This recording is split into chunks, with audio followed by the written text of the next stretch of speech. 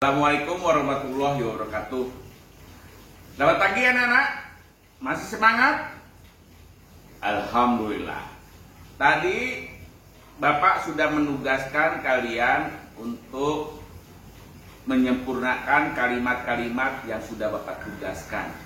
Nah, sekarang izinkan Bapak untuk memberikan penjelasan. Sudah siap anak-anak? Oke, kita mulai. Penggunaan tanda titik. Satu, yaitu akhir kalimat berita. Jadi tanda titik digunakan pada akhir kalimat berita. Contoh, Maulana pergi ke pasar. Itu menggunakan tanda titik. Kenapa? Karena Maulana pergi ke pasar itu merupakan kalimat berita. Berbeda dengan kalimat tanya. Kalau kalimat tanya, maka dia menggunakan tanda tanya. Kalau kalimat perintah, dia menggunakan tanda seru. Yang kedua, singkat akhir. Tanda titik digunakan di akhir singkatan nama orang. Kalau yang ini lengkapnya Muhammad Maulana F. F ini singkatan dari Faki. Nah, F ini baru tanda titik. Tetapi kalau singkatannya di tengah, maka dia menggunakan titiknya di tengah. Misalnya Muhammad M titik Faki titik. Yang ketiga, pada akhir singkatan gelar, jabatan, pangkat, dan sapaan pada kalimat. Contoh, DR, D-nya kapital, kemudian R-nya kecil, itu namanya dokter. Kemudian D kecil, R kecil, titik, itu dokter. Kol, K-nya huruf kapital, kemudian diakhiri dengan tanda titik, itu singkatan dari kolonel. Bapak, singkatan, ya, itu bapak. Terus ada kata sapaan, misalnya sebagai contoh, kata sapaan, nak, ya, ini dia singkatan dari anak, ya. Kemudian lagi bu, itu singkatan dari ibu. Lanjut ke sini. Yang keempat, tanda titik digunakan pada singkatan kata atau ungkapan yang sudah umum. Misalnya DLL titik, walaupun nanti di tengah-tengah DLL ini di tengah-tengah, dia tetap menggunakan tanda titik. Misalnya saya Budi dan lain-lain DLL titik pergi ke sekolah titik. Saya koma Budi koma DLL titik pergi ke sekolah. Kemudian tanggal TGL titik, walaupun nanti dia di tengah-tengah. Kemudian HLM itu singkatan dari halaman. Misalnya sebagai contoh, anak-anak coba lihat HLM titik 18 pada buku bahasa Indonesia. HLM ini walaupun di tengah-tengah tetap menggunakan tanda titik. Lanjut, next. Yang kelima, penggunaan tanda titik digunakan untuk memisahkan angka jam, menit, dan detik yang menunjukkan jangka waktu atau waktu. Contoh, pukul 7 lewat 10 menit 12 detik. Itu disingkat PKL titik 7 titik 10 titik 12 titik. Pukul 7 10 menit 12 detik.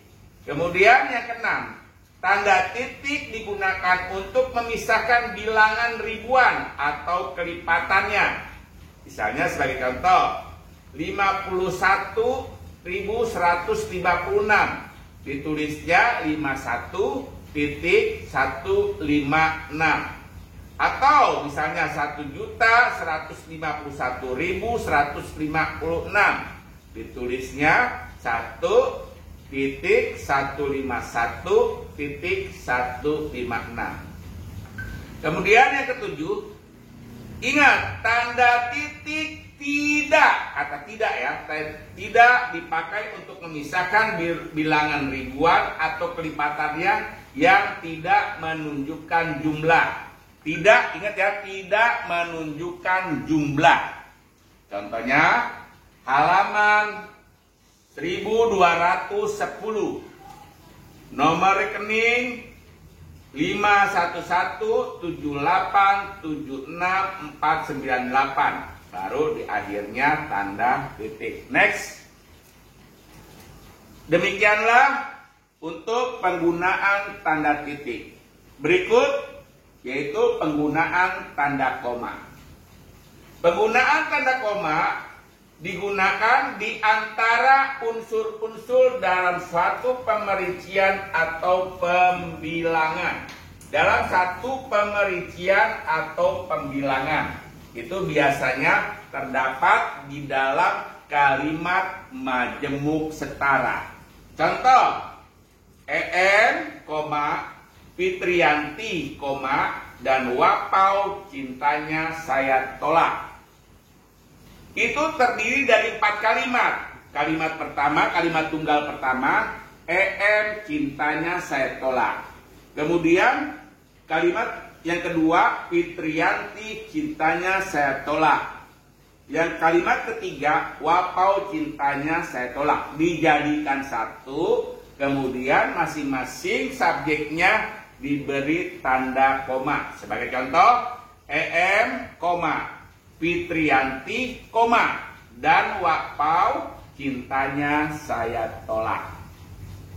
Yang kedua, penggunaan tanda koma digunakan untuk memisahkan kalimat majemuk setara yang satu dengan kalimat majemuk setara berikutnya, diikuti oleh kata seperti, koma, tetapi, dan melainkan. Contoh, ini namanya kalimat majemuk, ya. Kalimat majemuk mempertentangkan. Yang pertama, saya cinta pada EM, titik. Kalimat yang kedua, saya benci EM. Ya. Nah, dua kalimat tersebut dijadikan satu, ya, yang menjadi kalimat majemuk mempertentangkan. Nah, di antara kedua kalimat ini, ya, yang subjeknya sama itu dihapus, satu aja yang digunakan, kemudian diberi tanda koma. Saya cinta pada EM, tetapi saya benci. Nah, itu tanda koma digunakan untuk kalimat majemuk setara, mempertentangkan. Kemudian yang ketiga, tanda koma digunakan untuk memisahkan antara anak kalimat dan induk kalimat. Ya, tanda koma digunakan untuk memisahkan anak kalimat dan induk kalimat. Nah, ini kalau hari hujan saya tidak datang. Misalnya sebagai contoh kalimat tunggalnya, kalau kalimat tunggalnya hal itu saya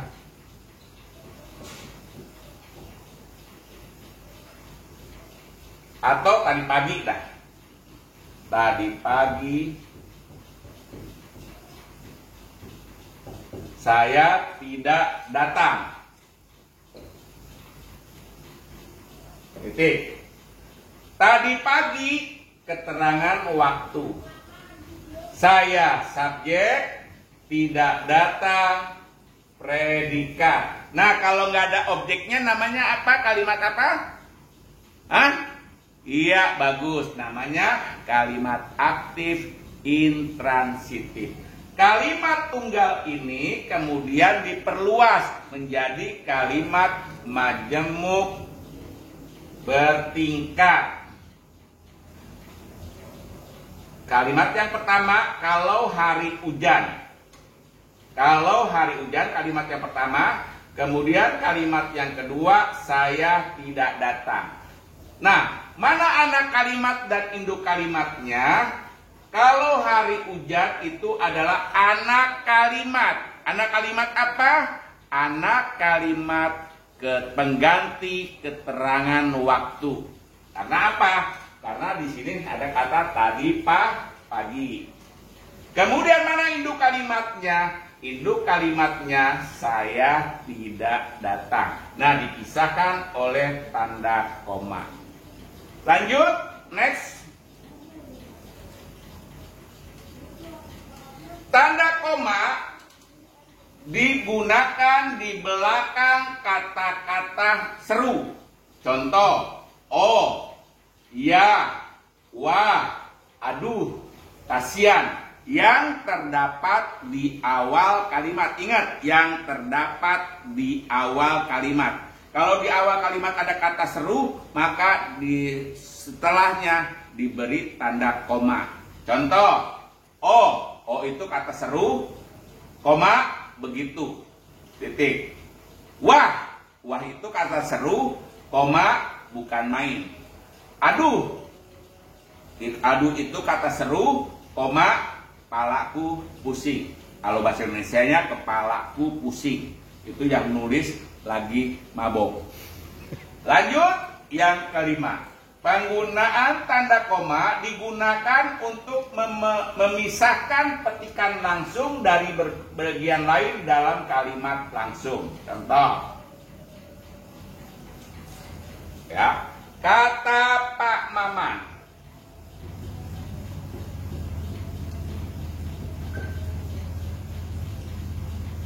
Koma. Coba awas. Gak kelihatan. Kepada Pak Maman kepada ER. Pada ER. M. Koma. Kemudian tanda petik aku benci kamu.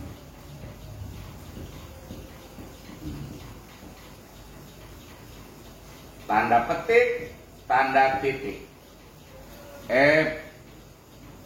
Ya. Nah, tanda koma ini fungsinya adalah untuk memisahkan siapa yang berbicara dan apa isi pembicaraan. Ya, tanda koma ini digunakan untuk siapa yang berbicara dan apa isi pembicaraan. Itu untuk penjelasan yang nomor 5. Kemudian yang keenam, tanda koma digunakan atau dipakai pada tempat dan tanggal untuk alamat surat. Misalnya Jakarta, 6 Agustus 2020. Harusnya di sini titik. Nah, ya, jadi untuk memisahkan tempat membuat surat dan tanggal dalam proses pembuatan surat, itu tanda koma memisahkan antara tempat pembuatan surat dan tanggal pembuatan surat. Lanjut, next. Itulah tentang penjelasan tanda koma. Kemudian berikutnya adalah penggunaan huruf kapital. Waktu di SD huruf kapital apa anak-anak? Huruf besar. Bukan huruf besarnya seperti ini. Misalnya A. Bukan besar seperti itu. Tetapi kalau huruf A kapital seperti ini. Nah, kadang-kadang anak-anak suka ini nulisnya kalau huruf kapital misalnya M, ditulisnya M begini. Itu salah.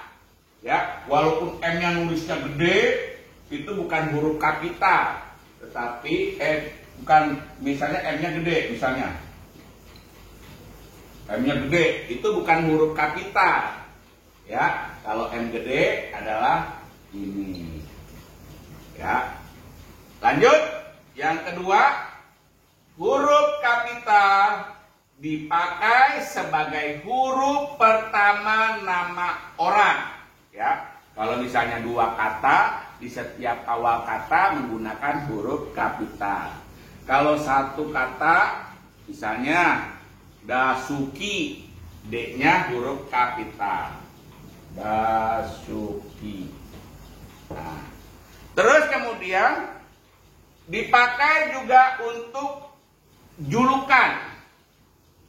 Misalnya Em Suhaemi, kalau Bapak panggil si Empang. Nah, Empangnya itu huruf kapital. S-nya tetap huruf kecil. Ya, S-nya tetap huruf kecil. Misalnya kalau Pak Maman, karena Pak Maman botak disebut si. Misalnya disebut si botak, B-nya huruf kapital. Nah, yang ketiga, penggunaan huruf kapital. Ingat, itu ada kata tidak. Tidak dipakai sebagai huruf pertama nama orang yang bukan. Ya. Ingat ya, nama orang yang bukan nama langsung ke orangnya, tetapi merupakan jenis atau satuan ukuran. Misalnya ikan mujair, karena penemunya itu namanya nama orang mujair, maka di sini bukan nama orang nih mujair ini. Mujair ini bukan nama orang, tetapi nama ikan. Oleh sebab itu menggunakan huruf kecil M-nya. Lanjut, kucing Persia. Persia ini nama daerah, nama geografi. Ya. Nah, karena nama geografi, kalau dia bukan kucing, maka dia pakai huruf kapital. Karena di sini kucing, maka dia menggunakan huruf kecil. Persia. Sotek sini sorry. Nama Persia. Kemudian Rafflesia Arnold, ini nama orang. Ini nama orang. Tetapi dia di sini adalah tanaman. Karena dia tanaman, yang nama orang di sini berubah menjadi huruf kecil. Lanjut, next. Yang keempat, huruf kapital dipakai dalam awal kalimat langsung pada petikan langsung. Nah, itu di awal. Ya, kapannya itu berarti setelah tanda. Ingat ya, dalam kalimat langsung di dalam tanda petik atau isi pembicaraan awalnya wajib menggunakan huruf kapital. Itu kan di awal. Nah, kalau yang ini yang di tengah nih, ini yang di tengah. Ayo sini saya sini. Nah, kalau ini yang di tengah nih. Ya, ini di tengah, setelah tanda petik wajib menggunakan huruf kapital. Paham anak? Lanjut ke sono. Kemudian yang kelima, huruf kapital dipakai sebagai huruf pertama setiap kata nama agama. Apa nama agama? Islam, Katolik, Protestan, Buddha, Hindu. Itu huruf awalnya wajib huruf kapital. Kemudian kitab suci, Al-Quran, A-nya huruf kapital. Terus kemudian Injil, I-nya huruf kapital. Terus kemudian Zabur, Z-nya huruf kapital. Terus kemudian Taurat, T-nya huruf kapital. Kemudian dipakai juga untuk nama Tuhan. Kalau Tuhan, Allah, kemudian Nabi Isa, ya itu awal kata-katanya pakai huruf kapital. Termasuk sebutan kata ganti untuk Tuhan. Misalnya nya. Ini misalnya di sini. Ciptaannya misalnya ciptaannya. Aku mengagumi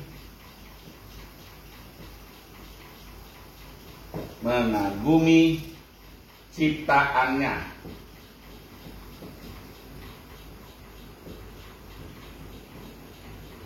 Nah, titik. Ya, ciptaan katanya di sini adalah kata ganti orang ketiga Tuhan-nya. Kalau dia kata ganti Tuhan, maka dia menggunakan huruf kapital. Tetapi kalau misalnya begini, saya ingin memiliki punyanya. Nyanya di situ bukan kata ganti, bukan kata ganti Tuhan, tetapi kata ganti orang ketiga. Maka nyanya itu menggunakan huruf kecil. Jadi katanya ini, kalau nya ingin menggantikan nama Tuhan atau nama pencipta, maka wajib menggunakan huruf kapital.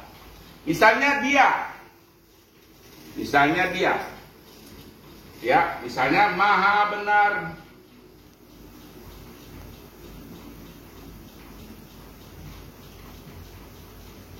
Maha benar dia dengan petunjuknya.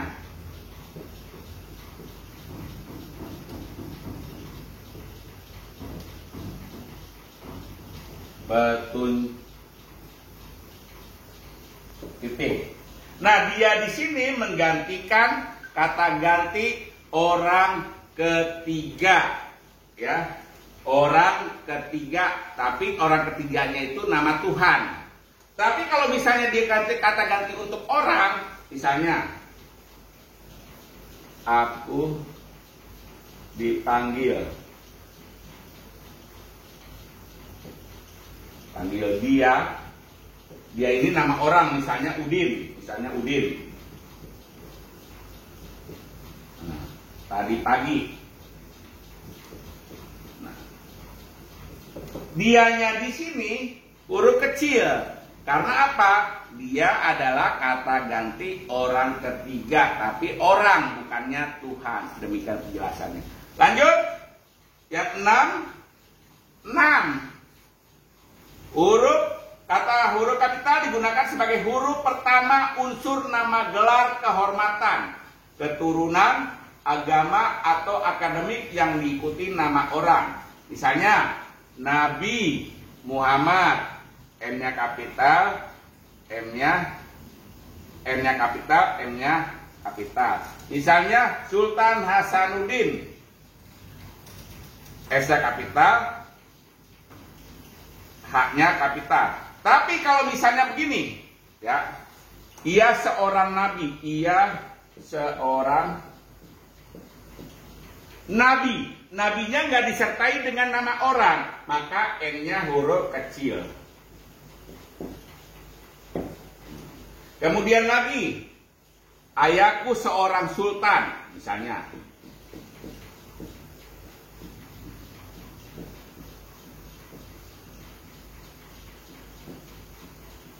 Nah, karena tidak disertai nama orang, maka dia menggunakan huruf kecil. Lanjut, contoh Mahaputra Maman, Haji Dasuki.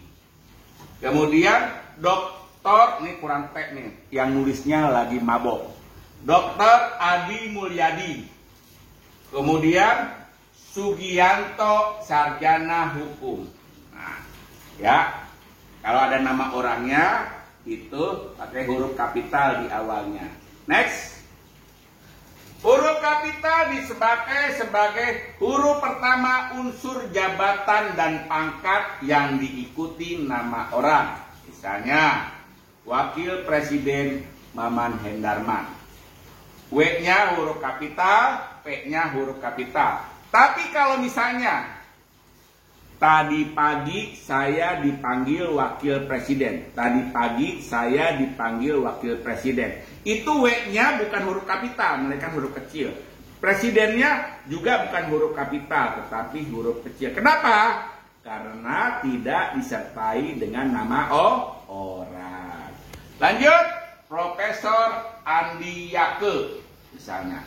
Karena disertai nama orang, maka profesornya pakai huruf kapital P-nya. Lanjut, Gubernur Papua Barat. Karena disertai nama daerah atau geografi, maka G-nya huruf kapital. Tetapi beda kalau misalnya rumah gubernur kebakaran. Nah, gubernur nggak disertai dengan nama orang atau nama daerah atau nama geografi, maka gubernurnya itu menggunakan huruf kecil. Nah, ini sebagainya. Jika tidak dipakai bila tidak diikuti nama orang atau instansi. Nah, itu. Lanjut yang ke-8, huruf kapital digunakan sebagai huruf pertama nama bangsa, suku bangsa, dan bahasa. Misalnya orang Jawa.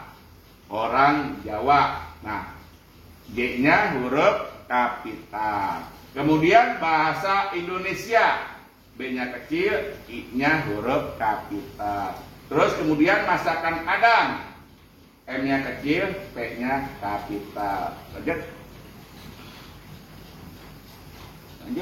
Next. 9. Huruf kapital dipakai sebagai huruf pertama nama tahun, hari, bulan, dan hari besar. Misalnya contoh tahun kabisat. Nah, tahunnya kalau di awal T-nya huruf kapital, kabisatnya juga huruf kapital.